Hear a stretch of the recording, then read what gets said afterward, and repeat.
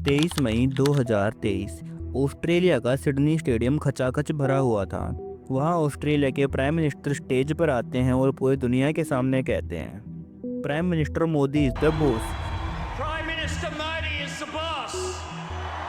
ये सुनकर हम सबको लगा इंडिया सुपर पावर बन गया। रसिया ने उन्हें ट्रू पैट्रियोट कहा, अमेरिका ऑटोग्राफ मांग रहा था। लेकिन ठीक उसी वक्त पर्दे के पीछे कुछ और ही चल रहा था। वेस्टर्न मीडिया में हेडलाइन छप रही थी कि इंडिया में डेमोक्रेसी खत्म हो रही है। बीबीसी सवाल उठा रही थी, जर्मनी लॉज पर कमेंट कर रहा था। एक तरफ द बॉस, दूसरी तरफ डिक्टेटर। आखिर सच क्या है? क्या हमें पूरी पिक्चर दिखाई जा रही है या हम किसी इल्यूजन में जी रहे हैं? आज इमोशंस नहीं, डाटा बोलेगा। आइए समझते हैं। सबसे पहले हमें इस ग्लोबल प्रेस को समझना होगा। पिछले कुछ सालों में इंडिया की जियोपॉलिटिकल पोजीशन स्ट्रॉन्ग हुई है, इसमें कोई शक नहीं है। मॉर्निंग कंसल्ट की ग्लोबल अप्रूवल रैंकिंग देखें तो पीएम मोदी कंसिस्टेंटली दुनिया के सबसे पॉपुलर लीडर्स की लिस्ट में टॉप पर आ रहे हैं। इसका एक बड़ा कारण है इंडिया की independent foreign policy. Foreign minister S Jaishankar का वो वायरल बयान याद कीजिए, Europe has to grow out of the mindset that Europe problem are the world's problem, but the world's problem are not Europe's problem. That Europe's problems are the world's problems, but the world's problems are not Europe's problems. ये एक ऐसा India है जो आंख झुकाकर नहीं, आंख मिलाकर बात करता है। और यही न्यू एटीट्यूड शायद कुछ वेस्टर्न कंट्रीज को हजम नहीं हो रहा। लेकिन दोस्तों, यहाँ पर एक बड़ा सवाल आता है, क्या ये जो वेस्टर्न मीडिया का क्रिटिसिज्म है ये सिर्फ पॉलिटिक्स है या इसके पीछे कोई गहरा रेसिज्म छुपा है? क्योंकि जब मैंने इस टॉपिक पर डीप रिसर्च की तो मुझे कुछ ऐसा मिला जो हिला देने वाला था।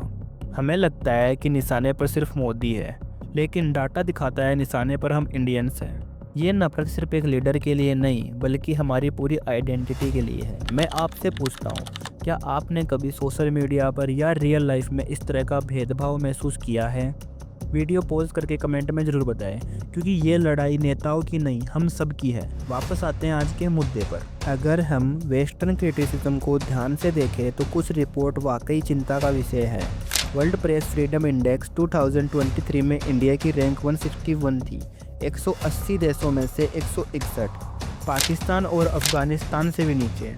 अब आप कह सकते हैं कि ये रिपोर्ट बायस्ड है, सरकार ने भी इन रिपोर्ट्स को रिजेक्ट किया है। लेकिन सवाल ये है, अगर हम सुपर पावर बनना चाहते हैं तो हमें क्रिटिसिज्म सुनने की आदत नहीं डालनी चाहिए। एक स्ट्रॉन्ग डेमोक्रेसी की पहचान सिर्फ वोटिंग से नहीं होती बल्कि सवाल पूछने से होती है। यहाँ एक पैटर्न नोटिस कीजिए। जब इंडिया टेक्नोलॉजी में आगे बढ़ता है, चंद्रयान लॉन्च करता है, तो न्यूयॉर्क टाइम जैसे अखबार एक कार्टून छापते हैं जिसमें इंडिया को गरीब दिखाया जाता है जो इलाइट स्पेस क्लब का दरवाज़ा खटखटा रहे हैं। ये दिखाता है कि प्रॉब्लम हमारी पॉलिसी से नहीं, हमारी सक्सेस से है। उन्हें पूर इंडिया पसंद था जो उनसे मदद मांगता था। उन्हें पावरफुल इंडिया पसंद नहीं आ रहा जो उनसे बराबरी की बात करता है। तो कंक्लूज़न क्या है? क्या वो बेस्ट लीडर है या डिक्टेटर?